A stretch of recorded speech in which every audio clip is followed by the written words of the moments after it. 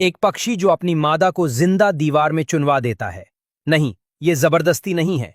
मादा खुद अंदर जाती है और खुद को बंद कर लेती है। बाहर निकलने का सिर्फ एक छोटा सा छेद, जिससे सिर्फ चोंच बाहर आती है। 3 महीने तक अंधेरे में बंद, पूरी तरह नर पर निर्भर, खाने के लिए, जीने के लिए। चलिए जानते हैं हॉर्नबिल पक्षी की सबसे अजीब और अद्भुत कहानी। हॉर्नबिल एक बड़ा और खूबसूरत पक्षी है जो एशिया और अफ्रीका के जंगलों में पाया जाता है। लेकिन हॉर्नबिल की असली खासियत है इसका अजीब नेस्टिंग बिहेवियर। जब ब्रीडिंग का मौसम आता है तो मादा हॉर्नबिल खुद को पेड़ के खोखले में सील कर लेती है और 3 से 4 महीने तक बाहर नहीं निकलती। चलिए जानते हैं इस घटना की पूरी प्रोसेस और इसके पीछे का साइंस।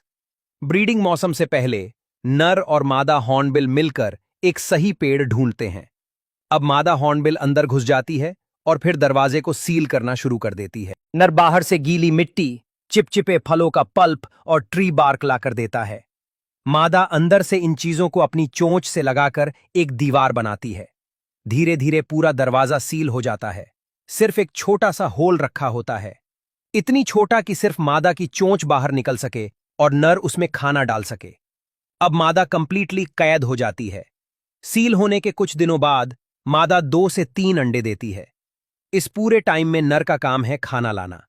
नर फल या कीड़े लाता है और उस छोटे से छेद में डालता है। मादा अंदर से चोंच बाहर निकालकर खाना लेती है।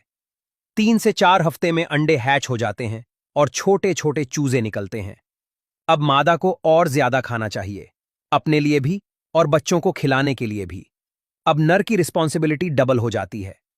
अगर नर थक जाए, अगर वो बीमार हो जाए, अगर किसी शिकारी ने उसे मार दिया, तो अंदर की पूरी फैमिली मर जाएगी, क्योंकि मादा पूरी तरह नर पर निर्भर है। जब बच्चे लगभग 2 से 3 महीने के हो जाते हैं और उनके पंख काफी बड़े हो जाते हैं, तो फाइनली बाहर निकलने का टाइम आता है। तब मादा अंदर से सील को तोड़ना शुरू करती है अपनी चोंच से, और नर बाहर से हेल्प करता है। अब बच्चे और मादा दोनों सेफ होते हैं।